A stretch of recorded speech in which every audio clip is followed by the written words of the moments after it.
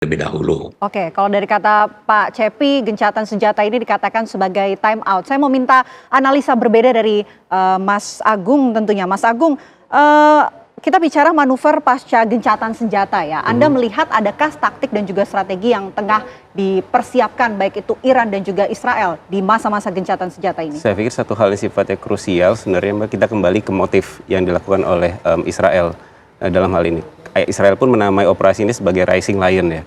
Rising Lion itu yang kemudian saya lihat adalah lion yang kemudian didefinisikan adalah pergantian rezim sebenarnya. Ya, oke, Israel mengatakan bahwa ada nuklir, axis of resistance dan segala macam, tapi Netanyahu juga menyatakan bahwa poin perihal masalah pergantian rezim. Jadi ketika sudah berbicara, kita bicara di gencatan senjata. Gencatan senjata itu absence of violence. Jadi penghentian kekerasannya dulu. Problemnya adalah sekarang memang belum ada mekanisme, benar apa yang dikatakan oleh Pak Cepi tadi, belum ada mekanisme di lapangan yang benar-benar mendorong bahwa kedua belah pihak itu to refrain.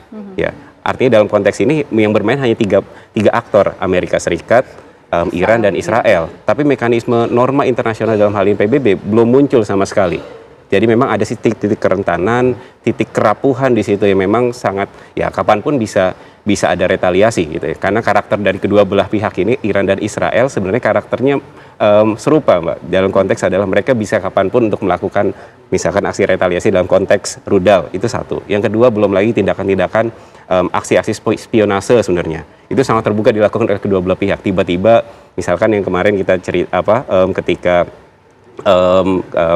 pemakamannya Presiden Iran ternyata ada Ismail Haniyeh tewas seperti itu. Artinya kan ada operasi-operasi secara lebih khusus yang dilakukan oleh Israel. Artinya pertama memang kerapuhan itu ada faktor di lapangan yang memang membuat bahwa jadi memang yang kemudian harus diperhatikan memang menjamin tidak sekedar negatif peace atau ketiadaan kekerasan yang harus dilakukan, tapi harus dipikirkan mekanisme bagaimana menciptakan yang namanya positive peace.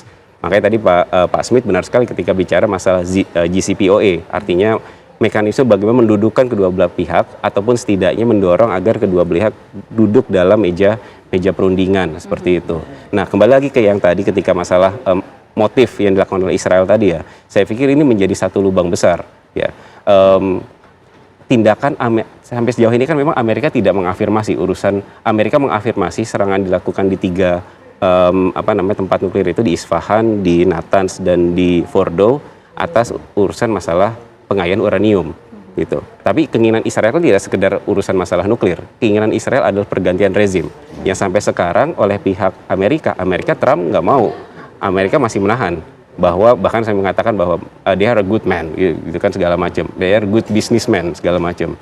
Nah, artinya ini sebenarnya juga harus kemudian jadi perhatian sebenarnya ya. Israel tidak berhenti nih urusan masalah gencatan senjatanya oke, tapi kemudian yang Israel tujuan besarnya ini belum tertuntaskan.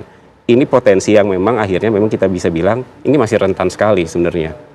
Jadi memang diperlukan memang benernya ada mekanisme di lapangan yang benar-benar mendorong kedua belah pihak itu to refrain untuk bisa menahan diri satu sama lain. Oke, mekanisme di lapangan untuk sama-sama menahan diri. Tapi yang sebelumnya hanya dua aktor ya, Iran dan juga Israel, tapi kemudian menjadi tiga aktor, Amerika pun ikut terlibat. Nah, Anda melihatnya Amerika ini, kesannya ini kan di media sosial, di media-media pun Presiden Donald Trump seperti hadir sebagai juru damai. Bahkan pengumuman soal gencatan senjata pun juga diumumkan oleh Donald Trump. Apakah memang benar Amerika Serikat, dalam hal ini Donald Trump, hadir dalam bentuk sebagai juru damai antara Iran dan juga Israel, atau sebetulnya ada motif lain?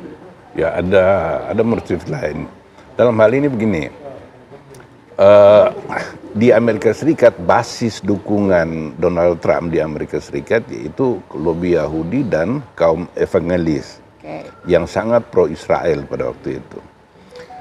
Tahun 2015 ketika kesepakatan itu tercapai antara Iran dengan 6 kekuatan besar dunia ini, itu Trump memprotes. Dia anggap bahwa itu suatu perjanjian yang terlalu menguntungkan Iran. Karena perjanjian itu membuat Iran bebas menjual minyaknya ke pasar global. Nah, ini akan membuat Iran makin leluasa dalam menciptakan proksi-proksinya di Timur Tengah. Tujuan dari proksi-proksi ini adalah sebagai penantang terhadap hegemoni Israel dan Amerika Serikat di Timur Tengah gitu. Dan kebetulan Iran ini sejak tahun 79 ketika revolusi pecah, dia diembargo oleh negara-negara barat, embargo senjata terutamanya. Sehingga dia tidak mempunyai kekuatan udara.